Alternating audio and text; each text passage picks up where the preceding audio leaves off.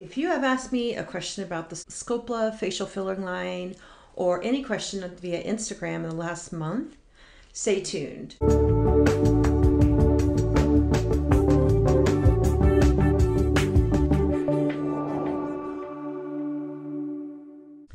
Welcome back. Christine Beyer here, licensed esthetician for 20 years. I just wanted to answer some questions. Wanted to do it in a rapid fire way because each one of these questions could be really a video in its own right, but I wanted to get to them and just answer them for you. Rian Wright asks, how can you explain how the PLLA is effective as a spray? I'm kind of confused as I have heard only of it as Sculptra or PLLA threads. Is there any risk of lumps like the other two? No. Polylactic acid is a manufactured stem cell and it is found in liquid sutures, dissolvable sutures, and also in the injectable Sculptra. I think it was 2004 where they started using Sculptra on AIDS patients because the meds they were giving, they were causing facial atrophy. So they injected essentially liquid sutures into these people's faces and they were able to get volume back in their face. There was a gal on Botched not long ago that she looked so much better after she had some disease that was making the fat waste away in her face, and they injected Sculptra, the dissolvable sutures. It is basically a collagen stimulator. The Koreans wanted to introduce polylactic acid to the public in a way that they could put it on their face every single day. So they came out with the SculPLLA line, so it's SculPLLA. This was the first that came out. This is actually a mist. And this has finely micellized polylactic acid. Otherwise, it couldn't get into the skin. It also has oxygen and propellers to force it into the skin, even over makeup. Now, I like to apply this before I put my makeup on as well, but this is actually made to be used like 6, 7, 8 times a day. And at first, this was really the only thing that we had to offer clients who got the in-studio treatment, the facial filling in-studio treatment by SculPLLA. So the Koreans figured out, it took them 8 years to figure out a way to actually push the polylactic acid into the hair follicle, and it wraps around that follicle, and that's how it has its staying power. Now, the polylactic acid in the form of Sculptra, that molecule is way bigger than the polylactic acid that is found in the SculPLLA products. So that is how it's able to stay in. There's no risk of lumps or bumps. But this is really a fun line. It is just nice to be able to put something on that, it has that 1-2 punch of like the first pass is all the antioxidants, the growth factors, and the peptides and all the good stuff.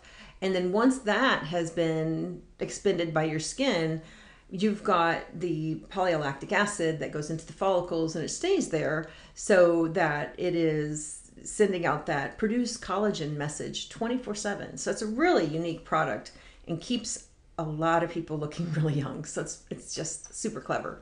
Can you use retinol with SculPLLA products? Now, you can use retinol with SculPLLA. You can either do 1 week on SculPLLA, 1 week on retinol. I actually use a retinol about twice a week. The retinol I use is encapsulated, so it tends to wear longer in the skin. It's not gonna just be gone the second you put it on. If you have a strong-ish retinol, you could use that once a week and it's not gonna displace all of your SculPLLA, or you could alternate weeks. I tend to notice only a depletion in my SculPLLA if I really scrub my face with a granular exfoliant or buff the crap out of it with like a self-tanning mitt. I did that once by mistake.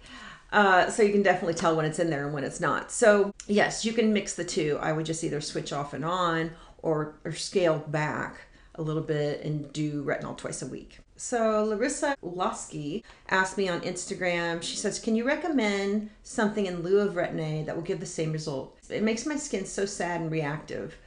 Would vitamin C be as good for the anti-aging effects? Well, vitamin C and vitamin A work in completely different ways, and they're both antioxidants. but they work in different ways to repair the skin and to produce collagen. So I would definitely get, because you need both, actually. You really need both.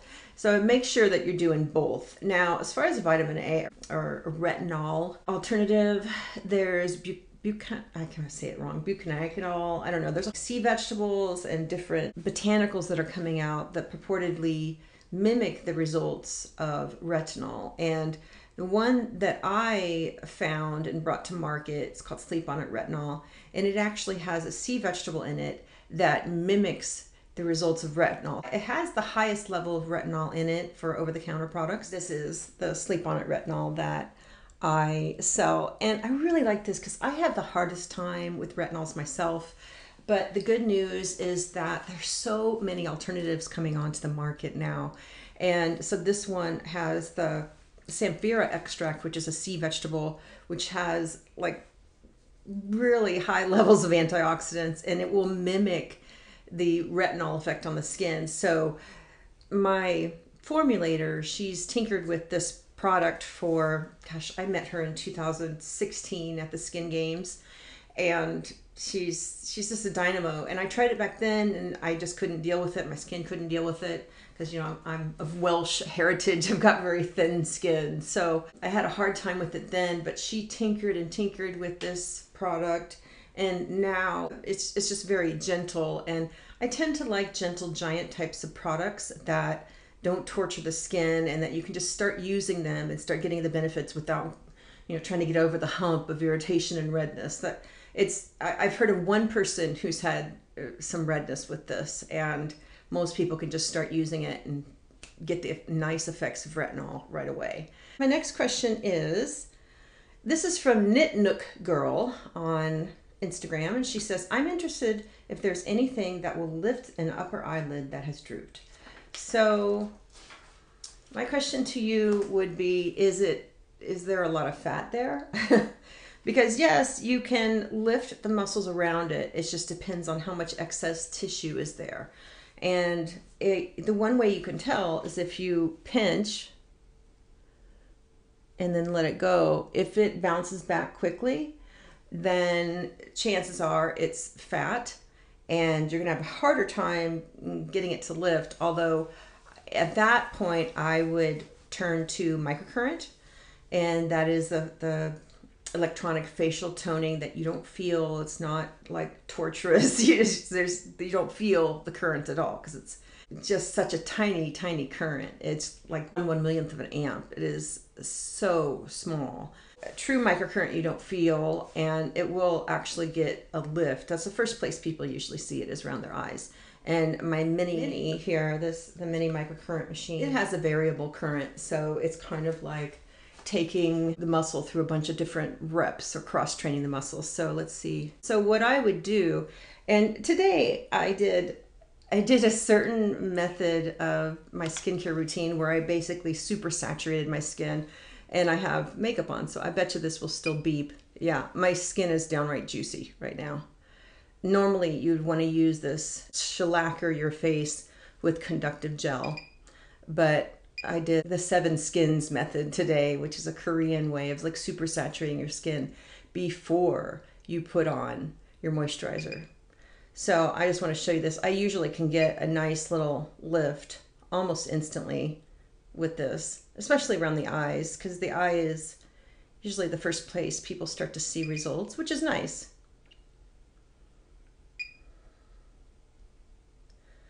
So every time this beeps, it's going through, it's 10 seconds, and it's going through all these different frequencies, which gives it just a variable workout instead of like turning it on and your muscles going for a walk. Same frequency. No, it's cycling through all these different frequencies, which means it's hitting the skin at all these different layers, at all these different levels. So it's really interesting.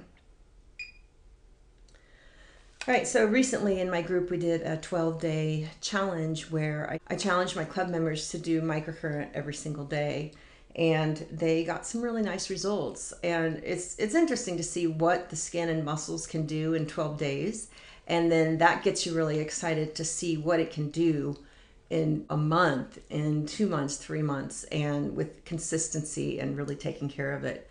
So if I relax my brows, well, I don't know. Can you see it at all?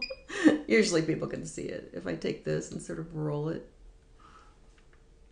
Anyway, yeah, this will get people's brows up there. Oh, I forgot I had Botox.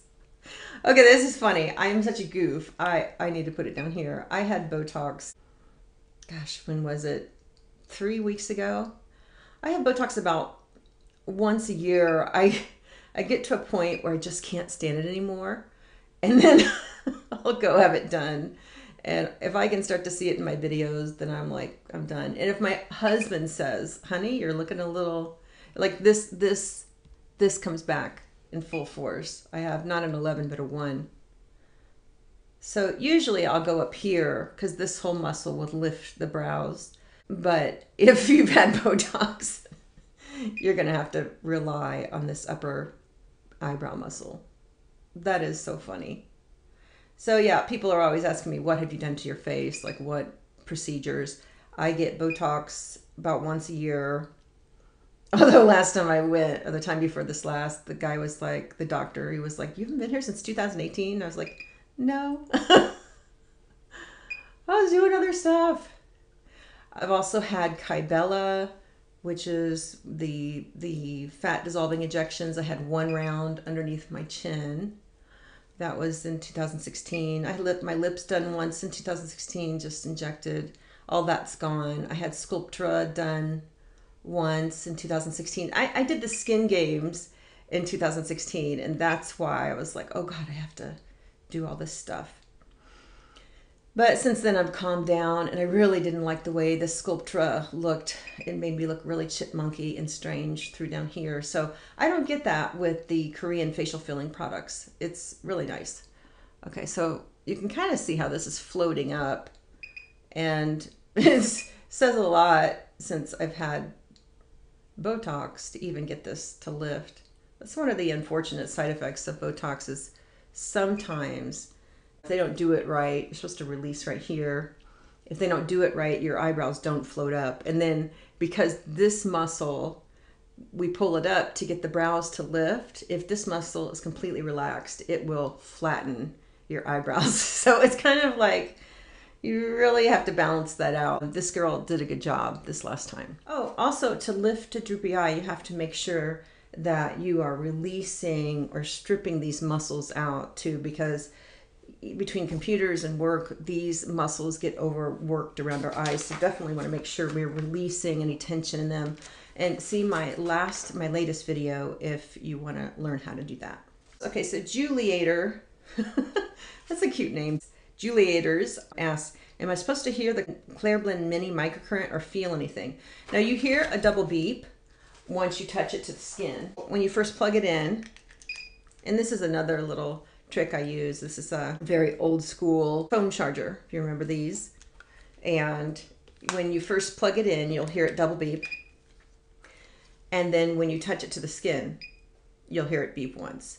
So yeah, you hear it, but you don't feel it. You can sometimes feel it up here. Wherever there's less fat in the face, you might feel the current more. But generally, like true microcurrent, you don't feel it. If you have a machine where you're feeling shocked and you're being jarred all over the place, that's called sparking. And you generally don't get that from a quality machine. Yeah, they're relying more on shocking your skin than actually coaxing it. And the thing about true microcurrent is that if it's low enough of a current, the body will use it and it's not sort of fighting it off. That's why microcurrent has been so popular, because in addition to lifting the muscle, it starts to work on the skin around it and really nourishes the skin in a very gentle way. So no, you don't feel microcurrent at all. Con3167 asks, I have both the Microcurrent and Time Master Pro. I would love to know the recommended weekly schedule. So the Time Master Pro, I know we want to use this a lot because it works well. So the Time Master Pro It works really well. And the thing is, the magic happens between the treatments. This is ultrasound and LED. It has 4 different levels, and it also has this LED can flash, but I'm not going to do that here. The manufacturer says use it twice a week, and I completely agree, because what happens is, I mean, you can use it more, but really the magic happens between the treatments. It's like when you work out and you think about a pro athlete, they don't work their legs like every day of the week. They have their leg days or day, and they give those muscles time to recover. And so the same is true with a really effective home device. So a device that just adds energy to the skin, you probably could use every day and it wouldn't cause any harm. But devices like this, where they heat the skin very gently. Now this only has, I think, 5 watts, so it's not going to burn off fat in your skin. It doesn't have enough power for that. But it has a frequency that's low enough that it gets a lot of penetration and it will heat tissue. And so that's what triggers the fibroblast activity and the collagen regeneration. So you don't want to overdo that. And I have girls in my club that say they see the biggest difference a few days after using this. And I would agree on that. So if you wanted to combine the Time Master Pro with the Mini, now the Mini, it doesn't break down the skin or create heat. That's not how it works. It just adds energy to the skin. So what I would do is use the Mini. We always use the Mini afterwards. We always do microcurrent at the very end, because we want to leave the muscles taut and retrained. So I would aim for 4 days a week with your Mini and twice a week with your Time Master Pro. If you need to use it on the same day, you would do your Time Master Pro first, and then you go in with your Mini. And you can actually use your Mini about half the amount of time, because when you combine modalities, they are more powerful together. So that's kind of a plus. Instead of taking a half hour or 45 minutes with your Mini, you can cut that down to 5 passes rather than 10, because you're getting the extra oomph from the Time Master Pro. Sophia and Linda Cruz writes, how similar is the microcurrent from RF treatments? Are they the same, and how many times a week should it be done? Okay, so this is sort of like what I was just talking about. There are machines that add energy to the skin, aka microcurrent, LED. These nourish the skin, add energy, ultrasound even, but ultrasound also heats the skin. So it's a little tricky. Radio frequency heats the skin, and that is, it's almost like it microwaves the skin in a very controlled way, which I know sounds gross, but that is essentially how it's working. So RF, and in addition to that, it usually has an electric muscle stimulation that is at a way higher level than microcurrent, and that's not really a good thing, but it is something that people see. They see a difference, and because their muscles are up after they use it. With radio frequency, it really depends on the manufacturer how often you use it, but you are creating a very controlled heat injury where you need a few days to recover from that. Now, I know there are devices like the Plla that say use it every single day. I suppose if your skin is in really good shape and you drink a lot of water and you get a lot of nutrients, but I can also imagine clients that I would never tell them to use a heat device on their face every single day, because their skin can't tolerate it. You know, it's too sensitive, it's too dry, we're working on some issues. So that's not something I would recommend. It just depends on the power of the machine too. People are always asking me, how often should I microneedle? How often should I do this? How often should I do that? It just depends on how deep, how much of an injury it's creating, if it's even creating an injury. You know, LED is not creating an injury, it's just adding energy to the skin. Microcurrent is not creating an injury, it's just adding energy to the skin. So use those a little more as long as your skin is uber hydrated. Right, so radio frequency is, yes, it's different from microcurrent in that it causes a heat injury to the skin, and that's what causes the skin to regenerate. Now, I think that most devices available OTC, over the counter, are a little too weak to get really good results. I have a device that has 30 different levels, and it is wicked hot. It really gets very hot, and I would not want to see that in a consumer's hands, because you could really melt some fat right out of your face. So So follow the manufacturer's instructions on whatever radio frequency device you get. Just know that the more watts, the more power, the more potential to burn that fat right out of your face. But most over-the-counter devices have safety mechanisms built into them so that you can still get a lift, you can still get a nice resurfacing of the skin, but it's not going to shrink tissue too much, but it's not going to burn the fat out of your face. So anyway, I think that's enough for today. Thanks for your questions. If you have more, hit me up on Instagram, hit me up here, and I will be doing a monthly Q&A. It's always going to be the last week of the month. Thanks for watching. Talk to y'all soon. Bye now.